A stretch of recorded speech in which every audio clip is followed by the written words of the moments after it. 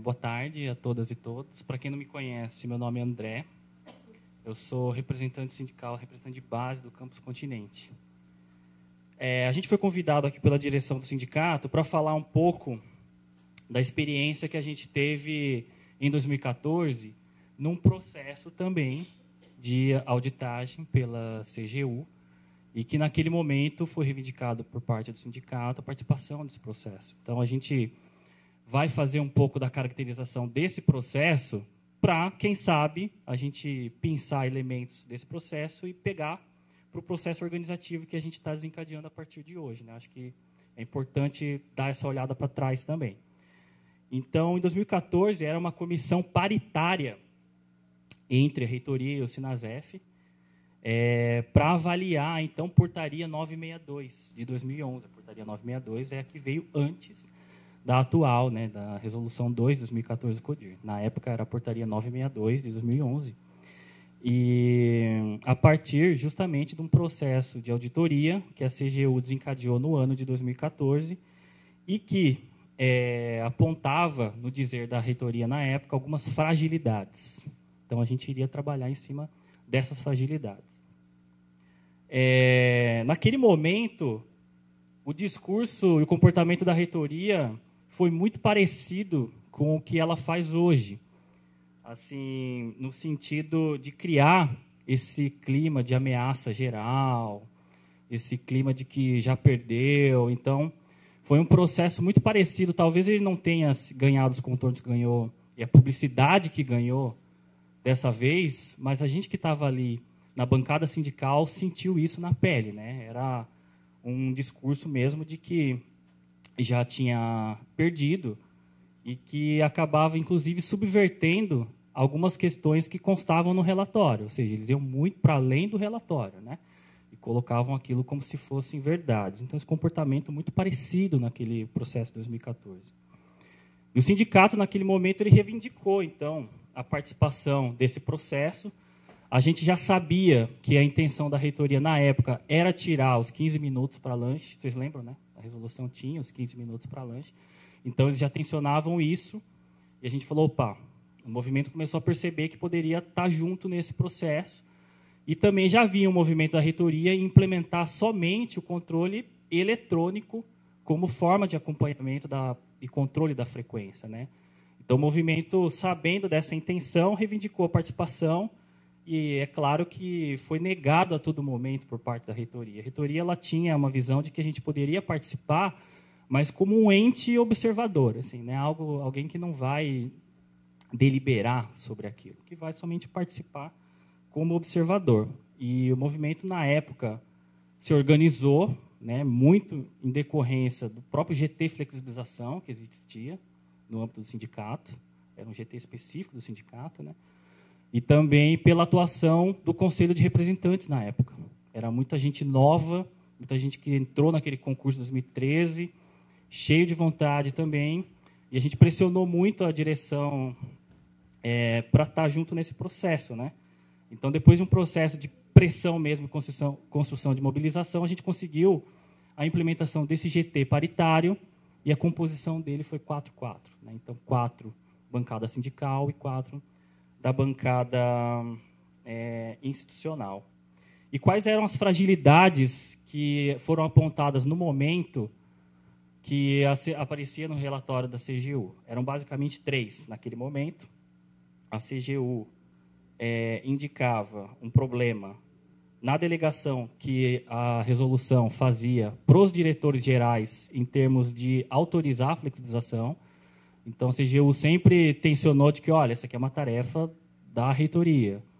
Está errado isso na resolução. Outra questão, claro, era a previsão dos 15 minutos para lanche. Então, eles já aparecia isso, né? Na visão da CGU, os 15 minutos previstos na portaria 962, ela infringia o decreto 1590, infringia o decreto 4836.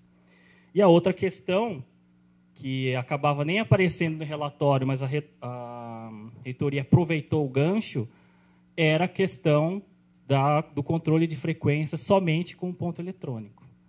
Então, eles tensionaram muito para ser somente o ponto eletrônico. para cada um desses. Então, eram essas 3 fragilidades que eram apontadas naquele momento. Eu não sei se esse processo de auditagem foi o último, antes desse atual, mas, de fato, eram só essas 3 fragilidades que eram apontadas. Então, a gente se reuniu para tentar lidar com elas. E, bom, em relação ao primeiro ponto, que é a autorização para, na verdade, a delegação que a resolução dava para os diretores gerais, a gente defendia a manutenção dela. Porque a gente entendia que os diretores gerais é que tinham um conhecimento ali do funcionamento do campus e que qualquer tipo de passar essa delegação somente para a reitoria poderia gerar uma intromissão e uma ingerência por parte da reitora, né? Então, a gente falava, não, é interessante, interessa para os campos que continue as direções gerais autorizando a flexibilização. E, naquele momento, a reitoria ela, assim, defendeu que também não interessava para ela vir as autorizações, porque somente as autorizações, porque ela justificava que poderia ter uma sobrecarga e tudo mais. Ela tinha acordo que aquilo deveria ser nos campos, mas, ao mesmo tempo, queria dar conta do que a CGU solicitava, né? Então, ou recomendava. Então, a gente pacificou assim, olha, vamos fazer a alteração, só que, na realidade, vai manter com a autonomia dos campos. Então, em relação ao ponto 1, foi esse o encaminhamento tirado no GT na época, né? Em relação ao ponto 2, obviamente que a postura nossa, e óbvio que a nossa postura dentro do GT era sempre pautada em assembleia, era manter os 15 minutos. Na época, a gente tinha um parecer da assessoria jurídica falando que, para esse caso, é razoável a gente fazer um empréstimo da CLT em relação à alimentação. Falou dos organismos de saúde que recomendavam alimentação de 3 em 3 horas. Então, a gente, se pautou nisso, né? Falou, bom, olha, pegamos esse parecer, colocamos debaixo do braço e fomos negociar com eles, e eles foram irredutíveis. Então, deixaram assim, muito nítido que, nesse ponto, eles iam encaminhar a retirada mesmo assim, e que não tinha negociação. Ia ser uma decisão à revelia da comissão, né? E, de fato, encaminharam dessa forma. E a gente, assim, com muito esforço lá dentro, conseguiu garantir um parágrafo que, em alguns campos, faz muita diferença, tá? Parece uma coisa pequena, mas, na época, a gente conseguiu garantir um parágrafo lá que fala, se vocês olharem na resolução, que fala da dignidade da pessoa humana, da proteção do trabalho, que era justamente isso. Olha, está saindo os 15 minutos, mas se o companheiro for pego comendo no setor, ele não está infringindo, né? Pô, está se alimentando, é um ser humano ali. E a reitoria, para esse parágrafo único, assim, eles estavam também irredutíveis. Não precisa colocar isso. Vocês acham que no campus vai acontecer isso? E, assim, na época a gente já circulava os campos, já sabia que isso acontecia mesmo. O pessoal comia escondido, né? Caçador, o pessoal comia escondido. Atrás do computador e tal. Falou, olha, tem que ter, porque vocês não sabem como é que funciona aí no interior e tal. Então, a gente conseguiu garantir aquilo com muita luta, com muito debate. E o último ponto que eles tensionaram, claro, e isso aí, assim, ontem eu tive cuidado de pegar o relatório de novo e não encontrei, não aparecia no relatório do CGU. Mas eles tensionaram muito, que era estabelecer somente o ponto eletrônico como forma de controle, né? Então, eles tensionaram bastante, foram reuniões bem desgastantes mesmo, e, no final, a gente conseguiu pegar o que estava descrito no decreto 1590, que são as 3 formas, né? Que é a forma manual, mecânica e eletrônica. Então, eu lembro até uma fala da Cida, assim, no final, a Cida quase subiu na mesa lá, para falar, olha, é assim, o decreto 1590 traz assim, a gente vai manter assim. E daí, assim, foi aceito. Então, também foi uma vitória. Na época, a gente conseguiu manter as formas de controle de frequência nos ditames do decreto 1590, né? Todo esse debate da portaria 962 teve, então, essas modificações, e eles culminaram na resolução 2, 2014, CODIR, que é a que prevalece hoje. Ah, mas tinha muita coisa para mexer, hein? Vocês não tensionaram? A gente já tinha mapeado qual que era a nossa tática ali dentro, todas essas questões que o Manuel falou, que existe uma subversão do que está nos decretos e como isso aparece nas questões conceituais, né, que estão desaparelhadas do 1590 para a resolução, a gente já tinha mapeado e o nosso objetivo era atacar isso também. Só que, na época, foi o limite que a gente conseguiu e a gente sabia que também tinha uma outra possibilidade, que era a comissão de acompanhamento da avaliação de jornada de trabalho, que está prevista na resolução. E, nesse debate, a gente conseguiu a paridade. Foi bem difícil também, porque existia prevista essa comissão na resolução, ela nunca tinha acontecido, e a gente reivindicava, então, que ela fosse paritária, que o sindicato participasse desse processo, né? Então, a gente via, falava, olha, taticamente dá para usar esse organismo para disputar todas as outras questões que estão deturpadas na resolução. Então, a gente apostou nessa tática, a gente conseguiu a paridade, a comissão de acompanhamento e avaliação da jornada de trabalho ela foi implementada, se eu não me engano, era 5-5 a distribuição. A gente estava até no almoço tentando lembrar quem eram os membros de cada bancada, né? E, de fato, ela foi implementada, a gente começou os trabalhos. E, bom, não preciso nem dizer, né, que essa comissão ela nunca funcionou. A gente sequer conseguiu aprovar o regimento de funcionamento da resolução, porque, na época, eles perceberam qual que era o nosso objetivo lá dentro. A gente queria tensionar mesmo para arrumar tudo que tem de errado. Aquela questão de você ter que repor só acima das 8 horas. Que lá a gente já tinha tudo mapeado, já estava tudo certo para a gente disputar isso dentro da comissão. E como eles perceberam que a gente estava tirando as asinhas de fora, a gente sempre se reunia, discutia como é que vai ser a tática na reunião e tal. Mas eles perceberam e começaram a descaracterizar de todas as formas, né? Então, aos poucos, marcava reunião, o pessoal não ia, sempre com desculpas, né? Isso foi cansando também.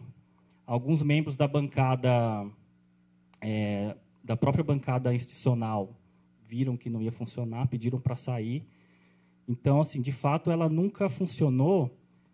E a gente sempre reivindicava que qualquer alteração que fosse feita na resolução deveria passar por essa comissão. Isso era pactuado, assim, entre as duas bancadas. Mas o que acontece é que, mal a gente começou a operar, já saiu uma outra resolução, assim, em cima, que era uma resolução que ela entrava na própria resolução 2, que era o que a gente chamou na época de período aquisitivo de flexibilização, que eram aqueles 60 dias, eram 100 dias, que era só dito, assim, né, não tinha nada oficial. E daí a gente começou os trabalhos da comissão, eles já lançaram uma resolução do CODIR, criando o período aquisitivo de flexibilização de 60 dias. Então, a gente falou, olha, o que é isso? A gente não está sendo respeitado. Então, um processo antidemocrático desde sempre, né? Bom, gente, antes de passar aqui para o pessoal, eu acho que eu preparei aqui também algumas questões que a gente pode pegar desse processo, dessa experiência, para a gente fazer a caracterização e pegar isso para a tática que a gente vai começar a elaborar a partir de hoje. Primeira caracterização. Toda vez a CGU apresenta algo novo, né? Assim, os caras são pagos para achar cabelo em ovo. Então, a longo prazo, a intenção política da CGU é acabar com a flexibilização, acabar com os turnos ininterruptos, com as 30 horas, para todo mundo. Tá? Isso aí, esse ataque ele é permanente. Então, quer dizer, tem gente, às vezes, circulando no campus, no rádio corredor, algum servidor, olha, não vou me envolver agora, estou dentro, atendo aluno, estou de boa aqui. Quando a gente precisou dos caras agora que estão afetados, eles não estavam com a gente. Então, assim, não conte comigo para essa luta. Eu ouvi isso. E é aquilo, gente. A intenção da CGU a longo prazo é tirar para todo mundo. Então, a gente tem que, mais do que nunca, tudo aquilo que foi dito, eu reivindico, que é a questão da unidade na luta. E a gente construir essa mobilização de forma solidária. Vamos ter que fazer isso.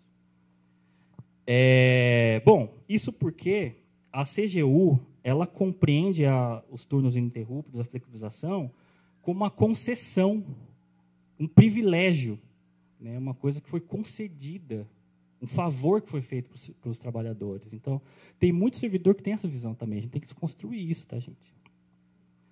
E não como uma forma de gestão. Aí que está. A flexibilização ela nasceu com um processo de luta? Sim. Foi implementada no processo de luta? Sim. Mas, me desculpe, a essência dela é a questão de uma forma de gestão, né, que, inclusive, flexibiliza o nosso fazer. Quem flexibiliza não pode pegar a descrição de cargos do PCCTA e falar só faço isso. Vocês sabem muito bem disso. Então, é uma forma de gestão. É a flexibilização do fazer e da jornada. A CGU não entende dessa forma. Ela entende como uma concessão, um privilégio. Por isso que ela vai atacar. E não poderia ser diferente. A CGU ela não entende de instituto, não entende de funcionamento, da dinâmica de funcionamento do instituto. E quem entende é quem está lá, todos os dias, ombro a ombro, fazendo isso acontecer. O problema é que a nossa interlocução é via reitoria, né, com a CGU. Então, é por isso que uma das tarefas que está colocada é provocar, pressionar a gestão para que assuma a flexibilização como um modelo de gestão que interessa para o funcionamento do Instituto e defenda isso nas auditorias, nas respostas. Sempre fez isso, de forma dissimulada, de forma complicada? Fez. Agora, está faltando vontade política, né?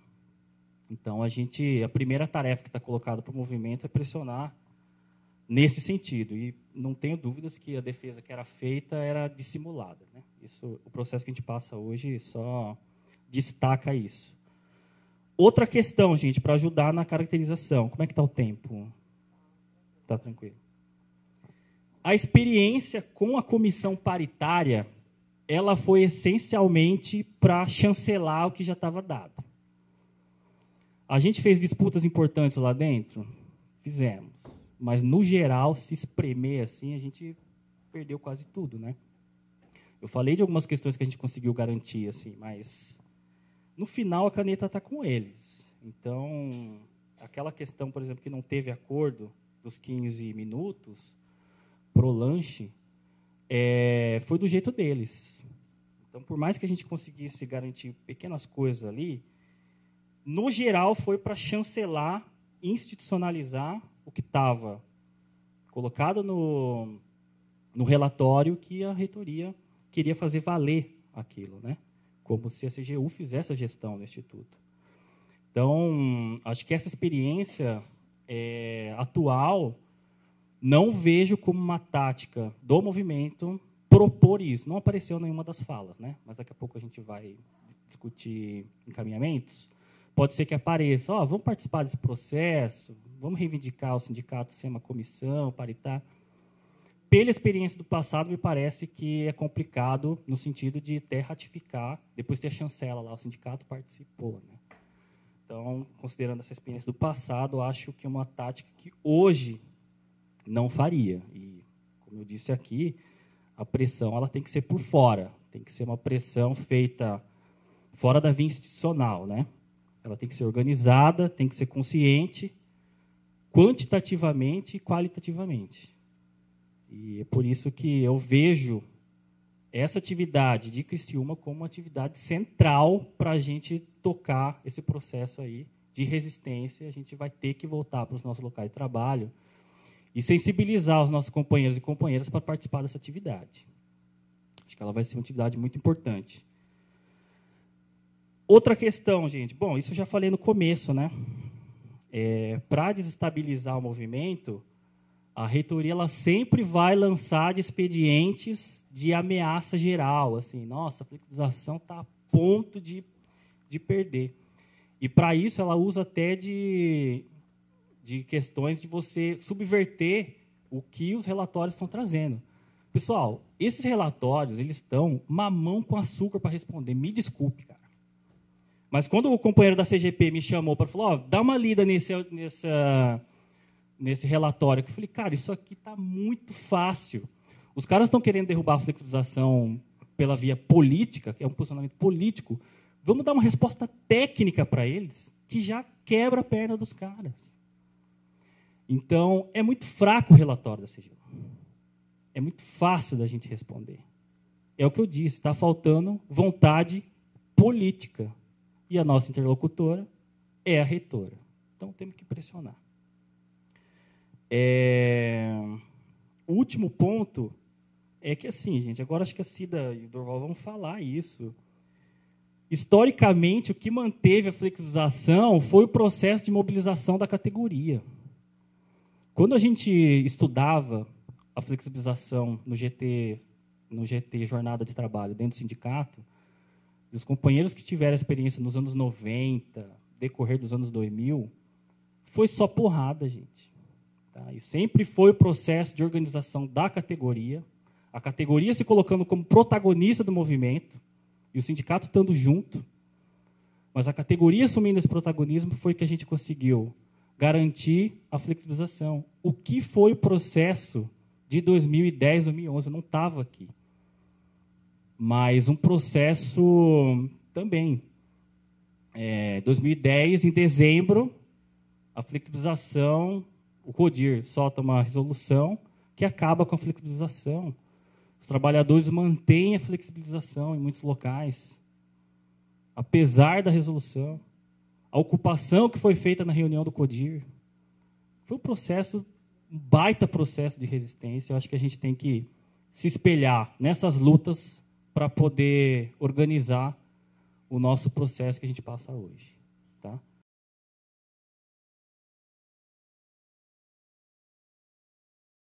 De que os turnos ininterruptos no Instituto, eles são uma opção, um modelo, uma forma de gestão. E um modelo de gestão que se encaixa perfeitamente na dinâmica do funcionamento do Instituto, que nós conhecemos. A CGU não entende. E que, portanto, a CGU, ao atacar os turnos ininterruptos, ataca o Instituto, funcionamento do Instituto. Depois nos ataca. Se a gente colocar na frente, isso não vai interessar taticamente para a gente construir essa argumentação em defesa da flexibilização.